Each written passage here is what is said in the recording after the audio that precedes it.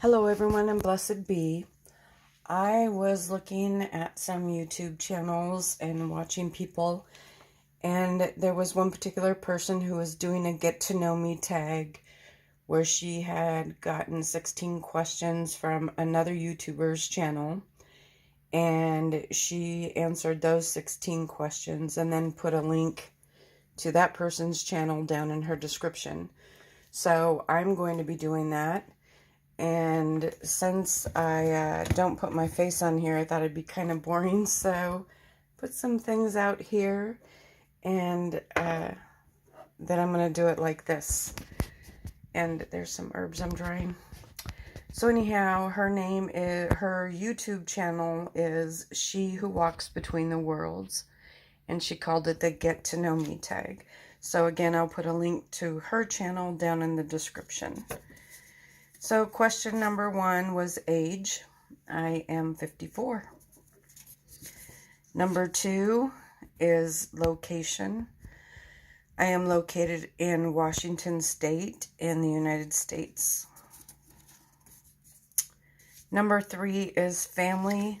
I'm guessing this is immediate family. I am single. I have 3 boys. My oldest son passed away in 2002. My middle son is now 31. And my baby just turned 20. I do have a sister, a brother, some amazing aunts, a grandmother. But I think it was specifically talking about immediate family, so there's the answer to this. YouTube name explained. Some of the subscribers already know this. However, the name Fluffy and the Witch actually stemmed from a Facebook group I help admin. I am very connected to dragons. I have dragon guardians. I've had them all my life. I've had them in other lives. They are extremely important to me. One of my particular dragons doesn't like people very much and is extremely protective of me and has quite the temper. So it's kind of the tongue-in-cheek that I call him Fluffy because he's not. But that's kind of become an inside joke, and he doesn't mind. He actually finds it amusing himself. So everybody on that page knows Rabbit Ears quotes Fluffy, and also knows he's not fluffy at all. So he kind of has a following on that page, and a couple people kept saying that I should make him a page or whatever. And this is the closest. So Fluffy is one of my dragon guardians, buddies, whatever. He's closer than a guardian. And I'm the witch. Let's hope I don't knock these all down. How many years as a pagan? That's hard to pinpoint. Again, the whole term pagan can get very controversial, I will say. From my first memories, I've always been like this. To me, at first, it was very much more spirit-oriented. I guess what some people might call paranormal. Seeing spirits, hearing them, communicating with them, interacting with them. And from the age, I have no memories before the age of 9. None. It's like a clean slate. My friends joke that I'm an alien, and that's when I was put in this body, and we just kind of roll with that. Not that I believe that, but, you know, that's where we go with it, because, you know, you just roll with it, right? But for me, a lot of it was more spirit, entity based. We'll get into that. But anyhow, since my first memories. I consider me just being on an ancient path of future knowledge, and always will be. And about, I guess it was, and I did not grow up in a household where I could say that. It would have had I probably would have been in a rubber room with a straitjacket on and medicated had I ever said anything. And my life, I didn't ever have anybody I could talk to about it. I did have one friend, probably 30 years ago, that we could have what I would consider the most open conversations I've ever had. But it scared me to say it. And then probably about 16 years ago, a friend of mine who was an open Wiccan noticed I was asking some questions, and she gave me some books to read that were Wiccan. And I remember reading through those books, and I freaked out. I was so blown away that there were names and terms for things that have always been a part of my life. There were other people out there like me. So even though I was an adult at that time, when I first started realizing it, I didn't get into the witchy community way back then. I did things privately. I did them internally. But I have always done them. So I guess I'm starting to ramble. Sorry. Anyhow, really long time.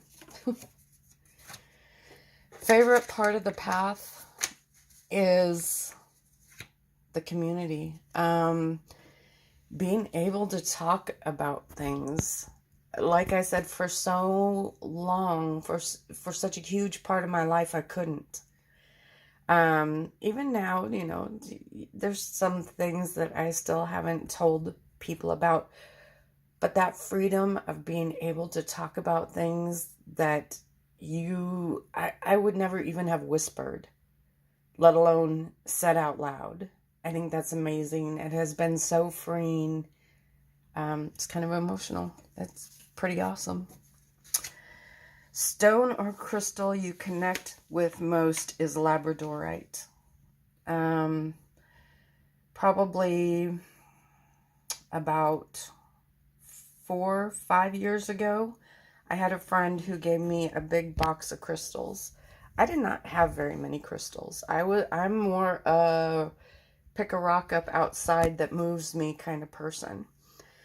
But she had been a rock collector. She collected rocks, and one of them she gave me, and it was wrapped in rabbit skin. I don't endorse that or like that, but I don't hate it. I don't hate people who do that. But I brought the box home. I unwrapped it. And as soon as I held that labradorite, I started sobbing. I'm not a crier. It takes a lot to make me cry. And I had opened other crystals in the box before this one. Others were wrapped, not in the exact same way, but, they were very nicely wrapped as well. But I put my hands on that stone, and I lost it. And even while I was crying, I was dumbfounded. But that crystal to me said it was a piece of my home, and not this home. It was that, I can't even explain it. And I held it, and I was crying until I was shaking. And to this day, that crystal is in my pillow. So yeah, there's that. Favorite herb is rue, R-U-E. I have a very special connection with that herb. I don't know what it is about that herb. It's very moving to me. I use it in many, many things where it's like a kindred spirit. I'm extremely connected to that herb. That may seem very weird to some people. There's other herbs I use a lot for other things. But when I am doing a magical mix and I need somebody to have my back, I use rue. Oops. I feel like Vanna White. Totem animal. Take a guess. I don't, there's the term again, totem animal. I don't believe a dragon is an animal. I don't believe a dragon is a pet. I don't believe a dragon is something to be tamed or harnessed. I get pretty darn passionate about that, so I usually just don't discuss that too much. I have spirit animals that have been with me, spirit guides that have been with me in this life, in other lives. Dragons. There is a particular panther, and there's 2 very large black cats that are not panthers, that have always been with me. Others have come and gone here and there, in and out, but those particular ones have never left my side, ever. New moon or full moon? I'm going to say full moon. I love going out and looking at it. I love the energy of it. I like the new moon as well, but if I have to pick the two, I would go with the full moon. Top 2 witchy pagan books. Oh, I forgot to grab these. Well, it's going to be that oil and incense one as soon as I can get my hands inside of it. I'm really excited about that. I've seen other people review it. And then I would have to say the herb book. And I'm really bad at this because I had meant to bring both of them here, so I had them right here, but I don't have them. I am not much into reading books that are not historical facts. Just because I seem to follow a path less traveled, even amongst people who follow less traveled paths, shall we say. But there's some great ones out there.